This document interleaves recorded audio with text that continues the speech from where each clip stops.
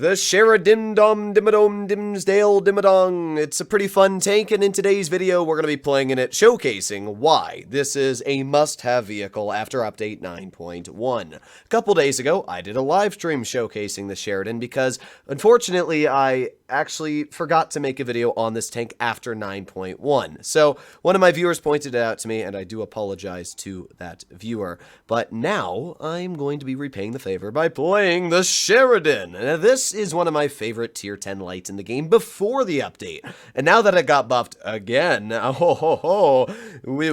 you don't really want to mess with this tank. So let's talk about what makes it so strong. Well, first of all, it has 341 millimeters of heat penetration, which means that it carries the most pen for a mobile tank in the game. Yes, that is right. And obviously, I don't count the Foch as a quote-unquote mobile tank. I mean like a lightly armored medium or light tank. This has 10 more pen than any other you'll find, more than the Leopard 1, more than the Vickers Light. It's actually pretty impressive, judging that it also carries the most alpha for a mobile tank at 560 on the standard and 680 on the HE. It's actually quite deadly. So the Sheridan's got that going for it. It also has pretty good aiming time at 4.4 seconds for what is a 152 millimeter cannon. It's got amazing on-movement dispersion values. The only real bad part is the base dispersion of 0.380. You got to be pretty careful with that. It's not going to be hitting all too many shots. When it comes to the mobility, it was buffed in Update 9.1. The Sheridan now boasts a power to weight of 31.3. And if we compare that to other light tanks, let's say like, I don't know, the Batchet has 32.4. The Vickers Light has a power to weight of 27.6. And the T100 LT is 32.3. So the Sheridan is right up there with the rest of the other tier 10 lights now, and that makes it incredibly influential in getting in the position. The Sheridan also got 150 more DPM. And one of the biggest changes of all is the fact that the Sheridan now gained 20 more view range, and the Vickers Light lost 20 meters of view range. When you add that together, that means the Sheridan is now the highest view range tank in tier 10. So this tank has a mobility alpha, not the most DPM, but enough, and basically everything you'd else want for a light. I personally believe that the Sheridan is really just a must-have tank. Now, that doesn't mean you can just get away with YOLOing. The Sheridan, even with its increased DPM, only has around 2450 DPM if you're running Cali, which I would highly suggest you do. So, you gotta be careful, because 2500 DPM, even with RAM or 2600, is not enough to brawl any medium tanks, or even at this point, most heavies. So you gotta be really careful when using a vehicle like this, that you don't just kind of bleed and overexpose your tank. But if you do get the opportunity to pen a shell, like we did on that Batchet, I mean, that's literally a free 500 damage we just got on their team. We back in the cover, no bleeds whatsoever. I mean, that is where the Sheridan just feels so strong. And again, we're just going to chill here, wait for the enemy Sheridan to back up, and badoop, there you go. Nice 538 tap. With that, we've already dealt over 1,000 damage in this game. We have sat in our little sanctuary of cover over here, and again, we're just gonna poke, and I kind of want to shoot this 140. I really kind of do. If he backs up again, we might be able to... Oh, I mean, I could have shot the Sheridan the whole time, but we all know I like damage, so unfortunate. But looks like our team is going to clear them as it is. There you go. Nice. And the 140 is now a goner. So we got the 113 and the TVP in mid. We also got the T100 LT off to the side. I kind of want to badonker this LT, so there you go. Nice 663 tap, and then we just back up. I mean, it really is kind of sneaky what you can get away with this vehicle. 5 more seconds, we'll have another shell ready. 4, 3, 2, 1. I'm not sure if we can actually get the tap into the LT. Actually, I don't think we're going to be able to, but oh, no, we might have been able to. I lied. Oh, well, it's fine. So we got the E100 off to the side. Not much else I can do to their team. Well, we know where their team is. They're all in this corner here. And most of them don't really scare me, but I would like to try and get a shell maybe into the side of the C100 turret if he backs up again. Come on. He was really close to doing it, or pull forwards. You know, either works for me. Unless you're at that angle, then I can't do anything to you. So, yeah, while 340 mils a pen is nice, and it's a lot more than it used to be, well, actually not more than it used to be, but it's nice, to put it like that. Unfortunately, it's still not enough to really butter through the enemy E100 after its turret buff. So we got the TVP off to our side, and, I mean, this TVP, he's going to be a free little 554 damage right there. Dude trades 500 for 330. And again, 5 more seconds, we have another shell. 5, a 4... a 3, and a 2, And a 1, a badonk. There you go. 700 damage into his vehicle, and with that, we are now upwards of probably around 3,000 damage, I would say.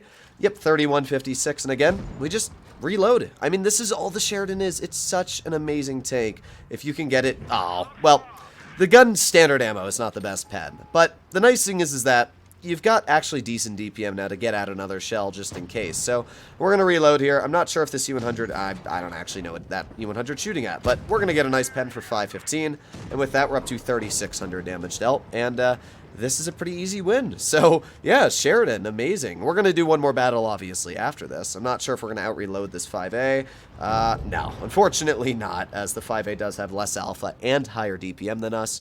But still, pretty solid game. If we didn't miss that one shot, or not miss, but bounce the side of that E100, we easily could have dealt 4,000 damage in this game.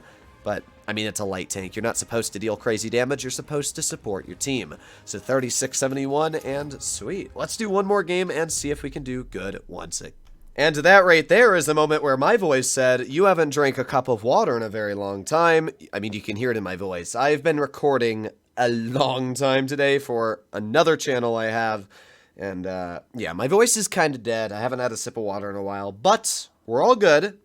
And now let's see how this game works out. The enemy team has a T100 LT, an Object 140, and a Progetto, and an E50M. Okay, that is 4 mobile tanks. We have bad news right there. That's Patton with no camo. Yeah. Whenever I see anybody with no camo, that's bad news. And that's also bad news. The Clan Warrior camo gives me a little bit of a scaredy thought in my mind. Either way, I'm going to push into this bush here. This is a great spot to detect the enemy team, as you can see. There's the Object 140 and a badonk. There you go, 563 damage.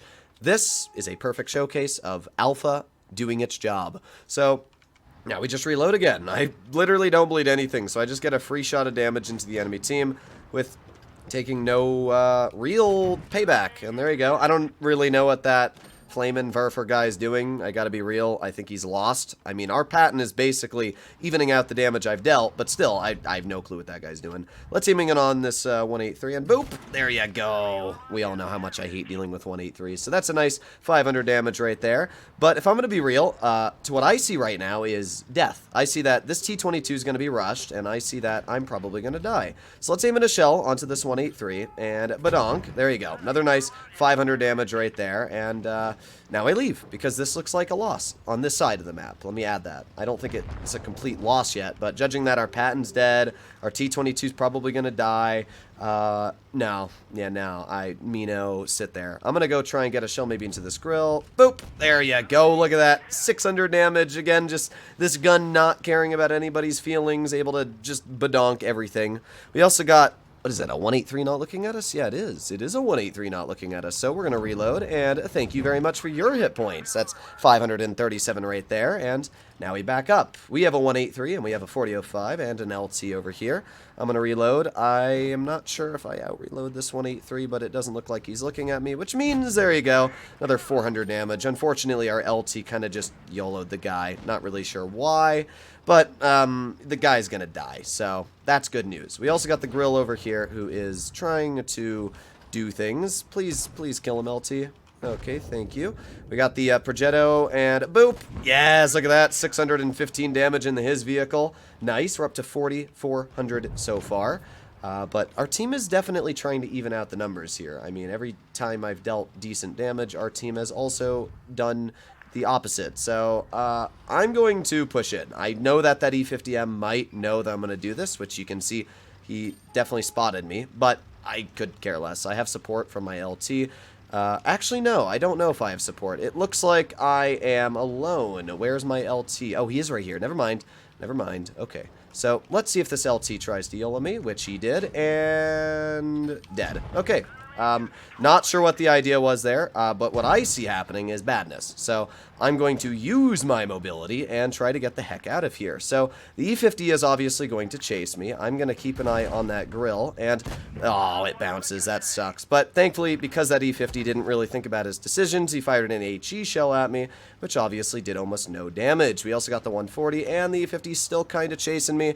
I'm going to try and get a shell into this Progetto, which we can do right here. Boop, and my 183 was able to finish him off. Man, this whole battle is just me driving all over the map, but Oh, no, no, no, no, no, no, no, no. Oh, my God. That makes me so mad right there. I can't believe that grill hit me.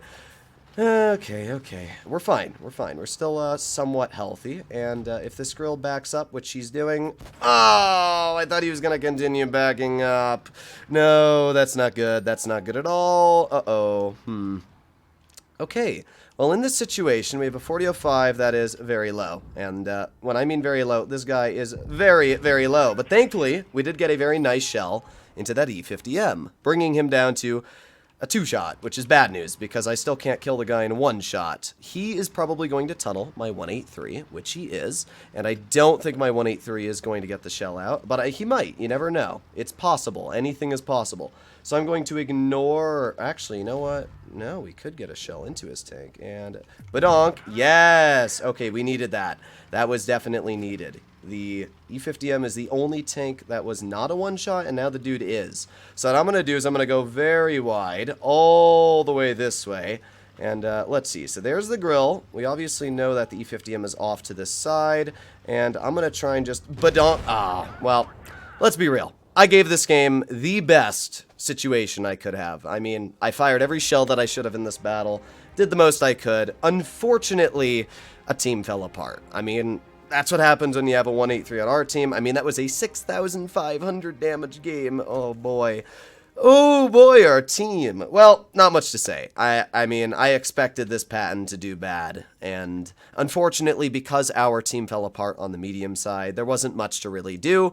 But that's what happens. The Sheridan, while it may not have the most DPM, this is a perfect example to showcase where the Alpha still makes up for it in miles. It's really sad and unfortunate that we got spotted at the end of that game there, because if we weren't spotted, we would have very easily gotten behind that grill, could have cleared the guy, and honestly, we had a pretty decent chance of winning that game if we didn't get spotted. But I guess we just got really unlucky there with the way that we crossed. Hopefully you enjoyed today's video, and if you'd like to see more like it, please consider smashing that subscribe button down below. I'll see you in the next one. Bye-bye.